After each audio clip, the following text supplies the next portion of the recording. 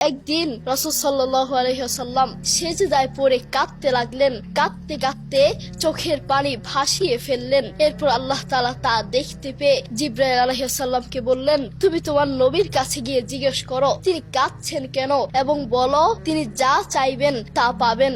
তখন জিবরাইল আলাইহিস সালাম নবী করিম সাল্লাল্লাহু আলাইহি ওয়াসাল্লামের কাছে গিয়ে বললেন, হে নবী, আপনি কাঁদছেন কেন? আপনি বলুন, আপনি যা চাইবেন আপনি তা পাবেন। তখন রাসূল সাল্লাল্লাহু আলাইহি ওয়াসাল্লাম কাঁদতে কাঁদতে বললেন, আমি আমার পরিবারের জন্য কাঁদছি না, আমি আমার সন্তানের জন্য কাঁদছি না, আমি আমার মায়ের জন্য কাঁদছি না, বাবার জন্য কাঁদছি না, আমি কাঁদছি আমার উম্মতকে জাহান্নামের পথ থেকে, জাহান্নাম থেকে মুক্তি দেওয়ার জন্য। আমি কাঁদছি আমার উম্মতকে জাহান্নাম থেকে বাঁচানোর জন্য। আল্লাহু আকবার। দেখেছেন আপনার নবী আপনার জন্য এত কষ্ট করেছেন, আপনাকে জাহান্নাম থেকে বাঁচানোর জন্য এত কষ্ট করেছেন, কেঁদেছেন। সেই নবীকেই আপনি অপমান করছেন। সেই নবীর প্রতি আপনার কোনো ভালোবাসা নেই। আপনার ভালোবাসা বড় বড় খেলোয়াড়দের প্রতি, আপনার ভালোবাসা বড় বড় নায়ক নায়িকাদের প্রতি, আপনার ভালোবাসা আপনার প্রিয় মানুষের প্রতি, আপনার ভালোবাসা আপনার বন্ধুর জন্য, আপনার ভালোবাসা আপনার বান্ধবীর প্রতি। আপনি আপনার বান্ধবীকে, আপনার প্রিয় মানুষকে, আপনি আপনার ভালোবাসার মানুষকে মেসেজে বলছেন আই মিস ইউ, আমি তোমাকে অনেক মিস করছি। প্রিয় মানুষকে বলছেন, ভালোবাসার মানুষকে বলছেন, বন্ধুকে বলছেন, বান্ধবীকে বলছেন আই মিস ইউ, আমি তোমাকে অনেক মিস করছি। আপনি আপনার বন্ধুকে মিস করেন, আপনি আপনার বান্ধবীকে মিস করেন, আপনি আপনার ভালোবাসার মানুষকে মিস করেন, কিন্তু আপনি আপনার মাকে মিস করতে পারেন না, আপনি আপনার আল্লাহকে মিস করতে পারেন না, আপনি আপনার নবীকে মিস করতে পারেন না। মনে রাখবেন আপনি মানুষ হতে পারেন না, ঠিক কিনা?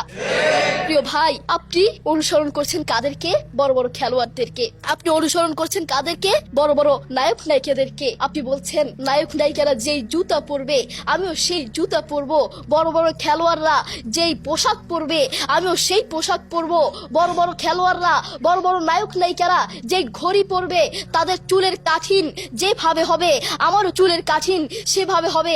আপনি বড় বড় খেলোয়াড়দেরকে অনুসরণ করেন, আপনি বড় বড় নায়ক নায়িকাদেরকে অনুসরণ করেন, কিন্তু আপনি আপনার নবীকে অনুসরণ করেন না।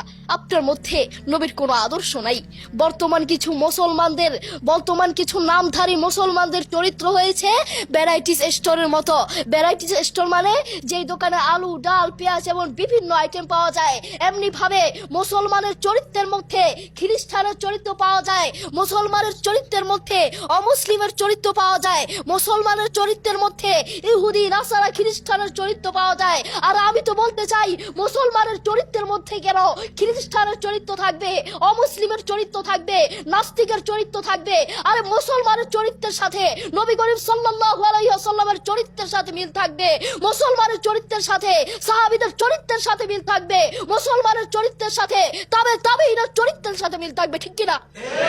প্রিয় ভাই, আপনি প্রতি সেকেন্ডে, প্রতি মিনিটে, প্রতিটা ক্ষেত্রে আপনি নবীর হাদিসগুলোকে আপনি বর্জন করছেন। তার প্রমাণ, আপনাকে পানি খাওয়ার জন্য, কোনো কিছু খাওয়ার জন্য প্রথমে বলতে হয় বিসমিল্লাহ, কিন্তু আপনি বিসমিল্লাহ বলছেন না। কোনো খাওয়ার শুরুতে, চা বা পানি খাওয়ার শুরুতে বিসমিল্লাহ বলতে হয়, কিন্তু আপনি বিসমিল্লাহ বলছেন না। পানি 3 শ্বাসে খেতে হয়, কিন্তু আপনি পানি 1 শ্বাসে খাচ্ছেন। কোনো খাবার খেতে হলে বসে খেতে হয়, পানি বসে খেতে হয়, চা বসে খেতে হয়, কিন্তু আপনি পানি দাঁড়িয়ে খাচ্ছেন, আপনি চা দাঁড়িয়ে খাচ্ছেন। আপনি প্রতিটা সেকেন্ডে, প্রতিটা মিনিটে আপনি নবীর হাদিসগুলোকে বর্জন করছেন। আপনার মধ্যে নবীর কোনো আদর্শ নাই, আপনার মধ্যে সাহাবীদের কোনো আদর্শ নাই। কোরআন মাজিদ আল্লাহ তাআলা বলেন, আতিউল্লাহ ওয়া আতিউর রাসূল, তোমরা আমাকে অনুসরণ করো এবং নবীকে অনুসরণ করো। যেখানে বলে দিয়েছেন তোমরা আমাকে অনুসরণ করো এবং নবীকে অনুসরণ করো, কিন্তু আমরা নবীকে অনুসরণ করি না, আমরা অনুসরণ করি বড় বড় খেলোয়াড়দেরকে। আপনার মধ্যে নবীর আদর্শ থাকতে হবে।